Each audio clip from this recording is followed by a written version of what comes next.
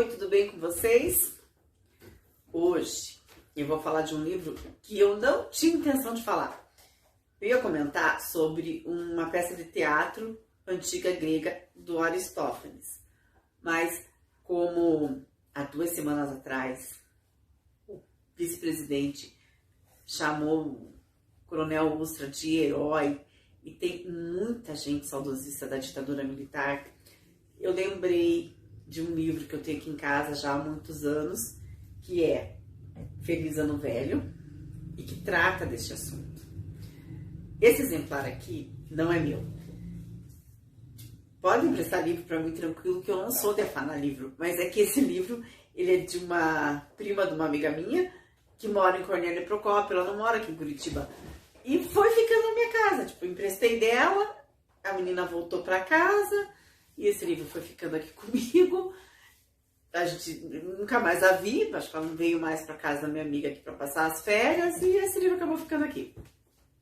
Eu sempre deixo ele guardadinho aí, nunca emprestei para ninguém, então eu sempre pensei, esse livro é da fulana, eu não vou emprestar, esse livro não é meu. Então eu cuidei do teu livro, não se preocupe.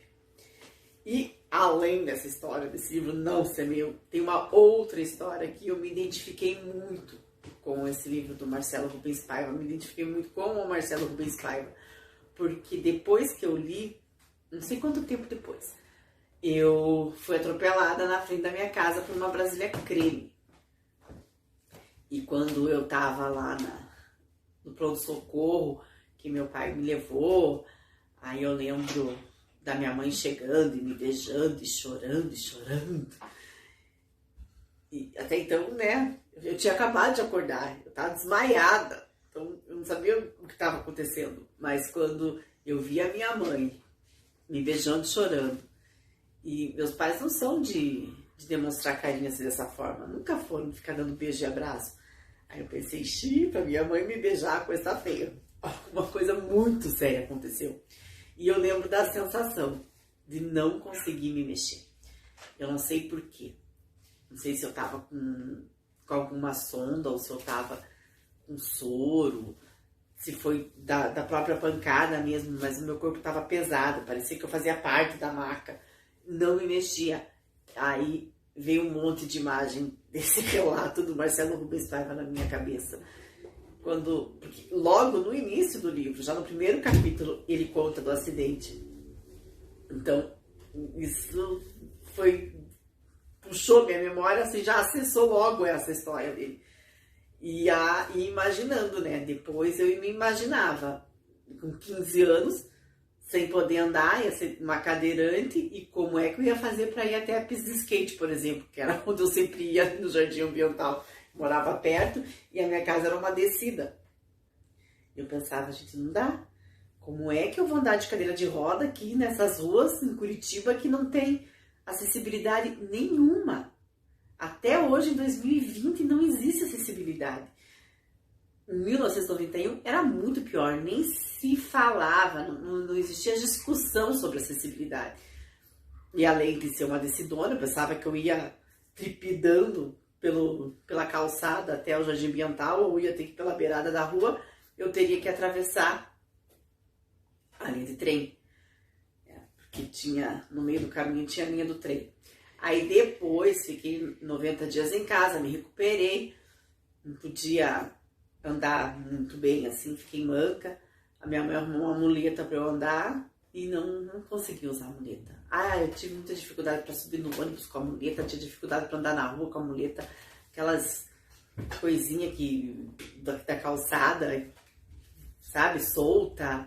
Também, aqui em Curitiba, essa questão de acessibilidade ainda é complicada. Mas enfim, então eu tenho essas histórias aqui com esse livro, que tem memórias afetivas com o Feliz Ano Velho. E outra coisa que eu acho que pra mim funciona é ler primeiro, quando o livro tem adaptação, né, no cinema. Eu prefiro ler para depois assistir o filme. Porque quando eu faço o contrário, eu não consigo imaginar o personagem. Os Crônicas de Nárnia, eu vi todos os filminhos com o meu filho quando era pequeno, que a gente era fissurado por esse Crônicas de Nárnia. Aí depois que fui comprar o livro, eu não conseguia ter as características do livro, as características físicas dos personagens são bem diferentes do filme. Só que aí, como eu já estava contaminada com o filme, toda vez que eu lia, vinha na minha mente os atores. Então, nesse aqui, eu achei que funcionou mais assim pra mim. É melhor ler, depois assistir o filme. Tem um outro livro aí, O Grande Mentecapto. Eu li primeiro, depois eu vi o filme. Agora, quando eu fui tentar ler de novo, eu só vejo o Diogo Vilela na minha frente. Eu não consigo imaginar mais, eu não consigo criar o Grande Mentecapto na minha mente. Eu tenho muita dificuldade com isso. Então, esse Feliz Ano Velho, além de ser uma autobiografia, ele tem um contexto histórico, político histórico muito interessante da política brasileira e fala do pai dele, o Rubens Paiva, que foi um engenheiro e deputado federal que a ditadura, os militares sumiram com ele, né? Assassinaram esse homem, óbvio. E ele conta aqui, já na página 59, de como foi. Eu conheci, eu acho que essa história, que eu soube da existência desse livro, lendo aquela revistinha Capricho. Eu era assinante da Capricho, então eu devo ter visto alguma coisa ali, dica de livro, ou alguma entrevista com o Marcelo Rubens Paiva. Aí fiquei muito interessada no livro e pela ditadura militar eu já me interessava, porque o meu pai vivia falando que no tempo dos militares que era bom, porque ninguém ficava de patotinha nas esquinas. Aí, como ninguém ficava, ninguém saía de casa, não podia ter reunião de, né, como a gente fazia na minha adolescência, era muito comum, a gente ficava em 4, 5, 10, às vezes 15, molecada na rua brincando, ou depois de adolescente só conversando nas esquinas, em qualquer lugar. E aí eu ficava com essa, não, meu pai, eu não acreditava no meu pai, pra ver a verdade, ele falava, eu falava, não, vamos conferir na fonte. Aí eu soube da existência desse livro e fui atrás para saber o que era a ditadura militar.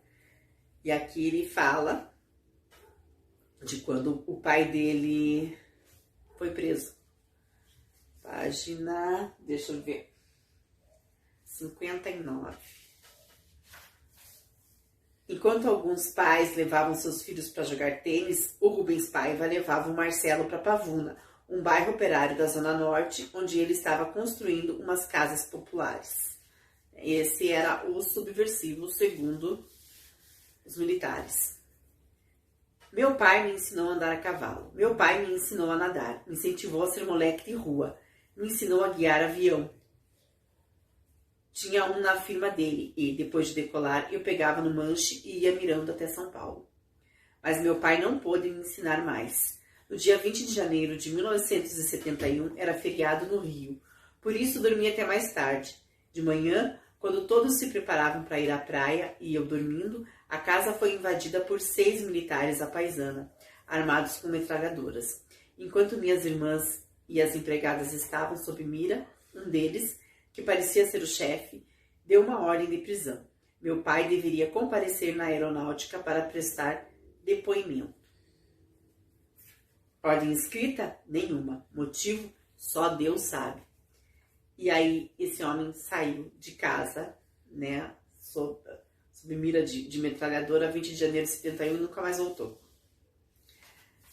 E além da questão da ditadura militar, como já estava na abertura política, em 78, 79, aqui já tem os fundamentos da construção do PT.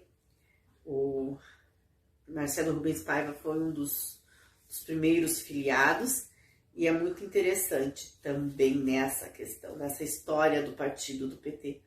Aqui ele diz, no mais, tudo azul na América do Sul. Anistia, pacotões, partidos extintos. O povo brasileiro, povo em busca de uma identidade partidária. Né? 21 anos de ditadura, não tinha partido político nenhum. XYZ para os alienados, PT, saudações para os interessados. Na faculdade, em 78, a gente ouvia falar num tal de Lula, líder sindical em São Bernardo do Campo, que saía quase todos os dias no Jornal Nacional. O governo e seu porta-voz, a Globo, sempre filhotinha da ditadura, usava, não está escrito filhotinha da ditadura que eu estou falando, usava o tal de Lula para mostrar os novos caminhos de um sindicalismo moderado e não nas mãos comunistas de antes de 64. As uniões dos estudantes todos, né, o EE da USP, a UNE, todo o pessoal, todos os estudantes já estavam envolvidos na construção desse partido. Era uma nova opção sem os velhos chavões parlamentares, um partido organizado por trabalhadores e não por políticos, raposas velhas, exilados que não estavam no Brasil há 15 anos. Uma oportunidade utópica de se construir um partido da classe trabalhadora, e não um partido de personalistas que se dizem defensores dos interesses do povo brasileiro. Advogados, engenheiros, etc., que saem da classe média e vão fazer política. Tem outra parte que eu acho muito interessante, que entraram pela porta do meu quarto o Eduardo Suplicy, o João Breda e a Irma Passoni, uma mulher ativamente política, foi uma das articuladoras entre aquela MDB e PT, né? Algumas pessoas saíram alguns políticos saíram do MDB e foram pro PT. Para saber minha opinião, visitinhas políticas. O Suplicy eu já conhecia de longa data e foi o primeiro que perguntou: o que você acha de mudarmos do MDB para o PT? E, além de toda essa questão política, tem muito caldo cultural aqui, tem muita referência dos anos 70, anos 80. Arrigo Barnabé, Beatles, ele mesmo compunha umas músicas porque ele tocava violão, tinha uma banda, então tem umas, né, é multigênero aqui. É uma autobiografia, mas você encontra letra de música, encontra bilhetes, uma nota oficial, que foi a desculpa da ditadura para o sumiço do pai dele.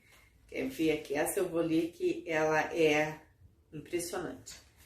O que falaram do pai dele, a desculpa que deram. Diário Oficial da União. Essa nota saiu dia 24 de fevereiro, não sei o ano, acho que foi em 72, né? O pai dele sumiu em 71, então, ou mais tarde ainda, foi acho que depois da abertura política. Segundo informações de que dispõe este comando, o citado paciente, quando era conduzido para ser inquirido sobre fatos que denunciavam atividade subversiva, teve seu veículo interceptado por elementos desconhecidos, possivelmente terroristas, empreendendo fuga para local ignorado. Quer dizer, eles falaram, né, o exército, os militares, disseram que já estava com os direitos da pessoa humana, então já foi na década de 80 isso. Então a desculpa que o regime militar deu é que o pai do Marcelo Rubens Paiva fugiu dos terroristas. Né? Foi uma desculpinha muito, muito idiota. Ele diz aqui, que desculpinha idiota e que desculpinha idiota. Então, como eu estava falando, além, né, de todo esse panorama político, todo esse contexto muito rico e os fundamentos da democracia do Brasil você encontra aqui nesse livro, e esse caldo cultural que acho que para quem viveu na época é até a mais interessante, né? Quando você lê e tá toda aquela referência do que se ouvia, do que se fazia para os moradores, né? O pessoal de Campinas, ele morou lá, foi lá que aconteceu o acidente, então ele fala muito de Campinas.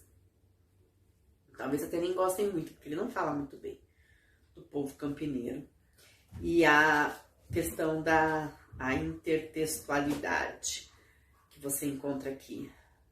Ele cita o Gabeira, que é isso, companheiro. Esse livro eu não li, eu vi o filme. Agora eu também nem quero ler, porque senão vai ficar com aqueles atores tudo na minha cabeça. Então ele cita o Bandeira e ele se identifica aqui. Já logo no início ele fala do quanto ele se identificou com o Gabeira, com esse livro, O Gabeira em Exílio. Tinha que ficar preso dentro de um apartamento. E aqui ele faz uma referência já explícita do livro do Gabeira, Então, esse livro aqui, eu acho que é muito uma boa ideia, assim, para se trabalhar com os adolescentes, já 14, 15 anos. Eu li esse livro, eu tinha 13, 14 anos, então dá para ler mesmo.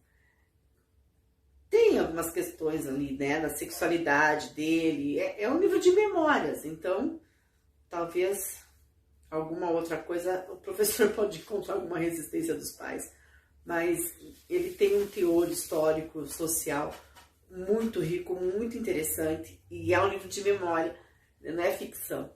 Eu não sou muito fã assim, de biografia e autobiografia, é verdade, eu leio muito pouco, mas quando o assunto me interessa muito, eu corro atrás, eu fico muito curiosa, eu quero saber, né, eu vou atrás de quem viveu isso, de quem presenciou, de quem foi a testemunha ocular, eu quero saber direto da fonte.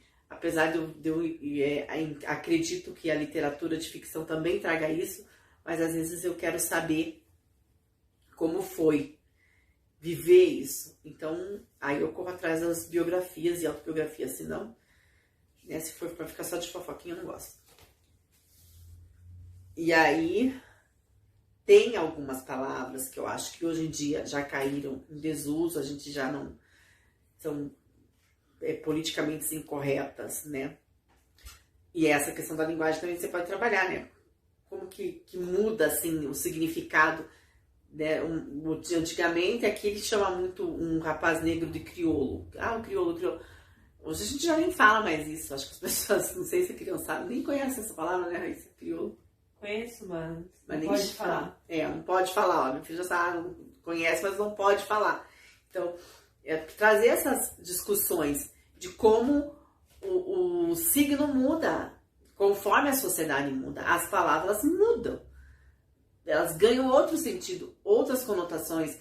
A gente vai atrás para saber de como surgiram essas palavras que se usava muito antigamente e que hoje são racistas, e elas vieram de contextos racistas, vieram de contextos misóginos, vieram de contextos que hoje nós não aceitamos mais. Então, eu acho muito interessante para se trabalhar numa aula. Eu particularmente, eu gosto de trabalhar obras, assim, livro, porque a língua viva tá aqui, né? A gente sabe como funciona aqui a língua no livro, nos textos. E futebol. Futebol também, para quem gosta de futebol, tem ótimas referências aqui. Copa do Mundo de 82, ele era corintiano e até ele teve um garoto lá que foi enfermeiro dele que batucava na Gaviões da Fiel. Então eu acho um livro assim muito interessante por todo esse teor que tem aqui dentro dele, né? O contexto sociopolítico histórico, o teor cultural, essa questão da identificação. Até eu mesma, né? Tem coisa aqui que eu tinha uns 14 anos, eu não ouvia, não conhecia, mas eu sabia da existência, tipo, eu sabia que existia o Arrigo Barnabé. Então eu olhei aqui, o Arrigo Barnabé, aquele cara tal, né, aparecia na TV, já acho até que ele é aqui do Paraná. Então eu gosto de me ver, todo mundo gosta, né, de se ver num livro ou num filme. Então é isso. Um dia eu devolvo pra Patrícia, e agora aqui. Eu encontrei ela no Orkut, eu tenho o Facebook dela, então, e ela vai ver que eu tô com o livro dela até hoje, guardadinho. E quem tá curioso, vá atrás desse livro. Ele é muito interessante. Por mais que eu ache que as pessoas mais novas, tipo a minha filha, se ela ler, ela não vai gostar muito, como eu já disse, pelas palavras que se usavam antigamente. Antigamente, né, na década de 80, ela vai achar, ui, que preconceituoso, isso é não sei o quê, isso é preconceito. Mas, gente, não era. Na época a gente não tinha essa conotação do preconceito. E vale a pena ler. Há muita coisa de livro também, Mafalda, então tem muita referência. Muita referência cultural. Vale a pena. Quem quiser ler, vai atrás, leia. E um professor trabalhe com esse livro que...